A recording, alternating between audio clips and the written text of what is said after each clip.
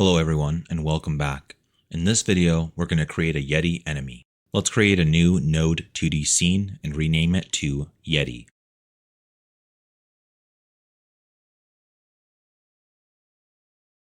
Save it in Scenes, Actors.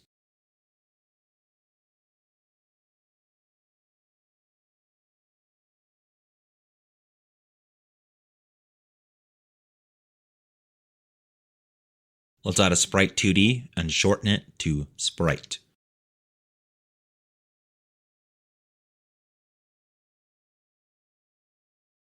Navigate to Assets, Art, Actors, and drag the squatch.png into the texture field.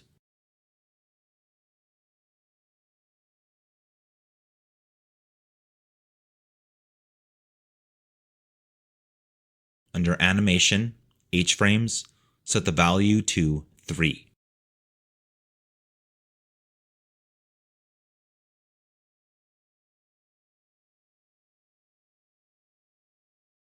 Add an Area 2D and rename it to Yeti Area.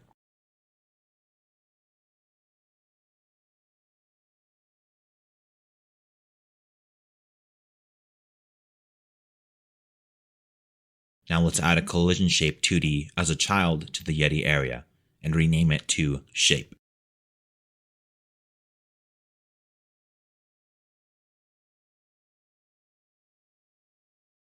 Let's go ahead and select the circle shape 2D and fit it to our sprite.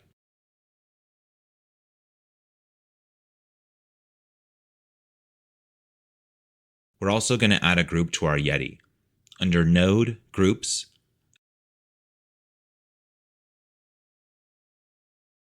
add a new group and call it Yeti.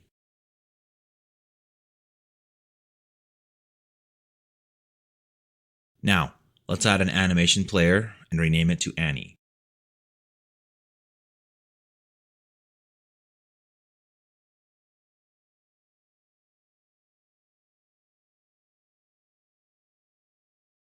Finally, let's add a timer and rename it to Death Timer.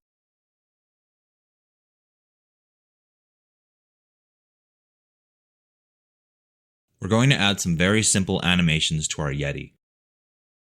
Let's create a new animation and call it Run. Set the animation length to 0.4 seconds. Let's zoom out on the animation timeline so that we can see it in increments of 0.1.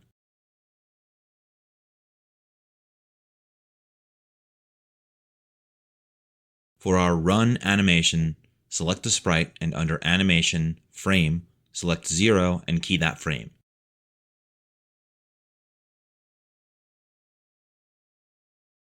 Set the timeline to 0.2 and under Animation, Frame, select 1, then key the frame.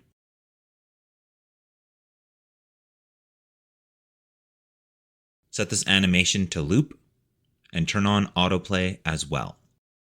Let's go ahead and test the Run animation. It looks a bit choppy here, but it will match our game's aesthetic well.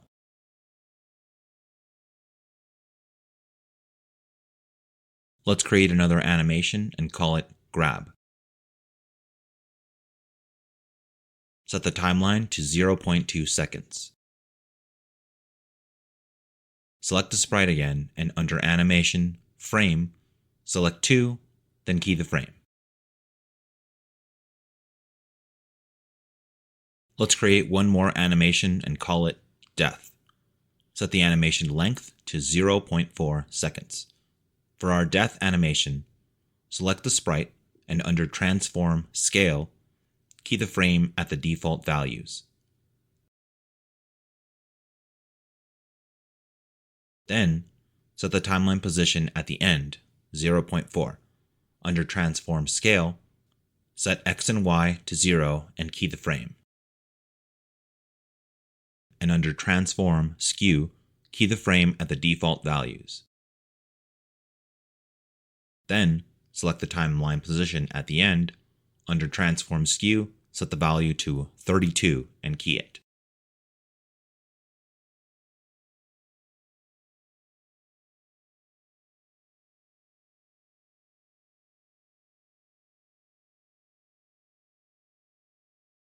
and under Transform Rotation, key the frame at the default value.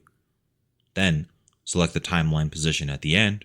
Under Transform Rotation, set the value to 540 and key it there. Let's go ahead and test the death animation. Cool, looks good.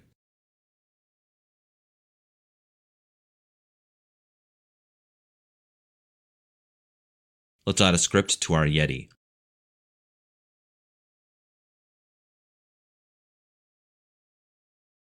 Save it in Scripts, Actors.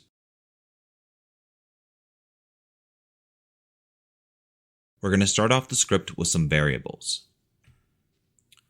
Var velocity equals vector2. Var speed equals 20. Var Yeti dead equals false. Var timer called equals false. Next, we will add some code to our process function. If global.player not equals null and not Yeti dead, if not global.player dead, velocity equals global position dot direction to global dot player dot global position. Global position plus equals velocity times speed times delta. Else Annie.play grab. Elif Yeti dead. Speed equals 0. Timer called equals true. Before we continue, we have to connect a couple signals to the script. Select the enemy area node and connect the area entered signal.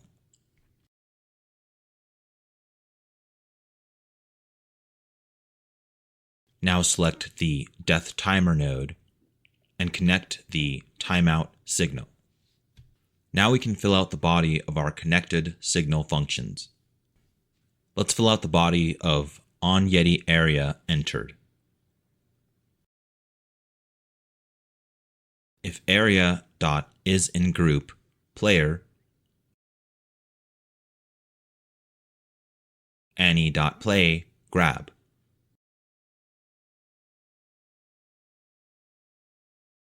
Global.player dead equals true. Elif area dot is in group obstacle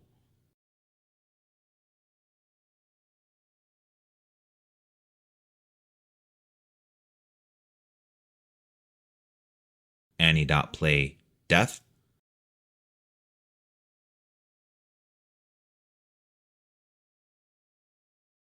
Death timer dot start. Yeti dead equals true. Finally, we can fill out our onDeathTimer timeout function. For this one, we will simply add queueFree.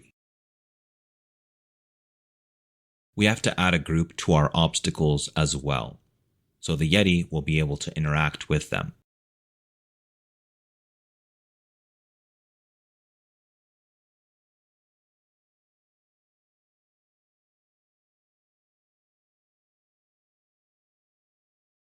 Since the tree is a child scene, it will inherit the group from the rock parent scene.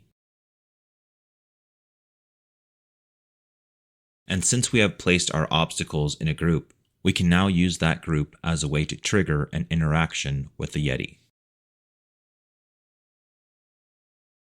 Let's instantiate a Yeti into our level 1 scene to test it out.